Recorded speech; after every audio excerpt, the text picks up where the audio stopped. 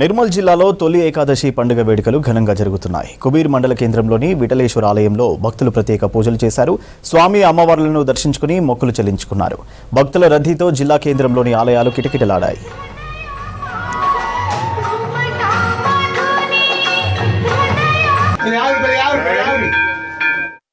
మా విఠలేశ్వరి ఆలయం యొక్క భారతదేశంలో రెండవ పండర్పూర్గా పిలువబడుతున్న కుబీర్ విఠలేశ్వర ఆలయం ప్రతి తొలి ఏకాదశి రోజు చాలా బ్రహ్మాండంగా కుబీరు చుట్టుపక్కల ప్రజలు ఈ పూజను విశిష్టత పూజ చాలా బ్రహ్మాండంగా జరుపుకోబడుతున్నది. విఠలేశ్వర ఆలయకు వచ్చే భక్తులకు ఎటువంటి అసౌకర్యాలు కలగకుండా ఆలయ కమిటీ ద్వారా వాళ్ళకు సౌకర్యాలను ఏర్పరుస్తుంది.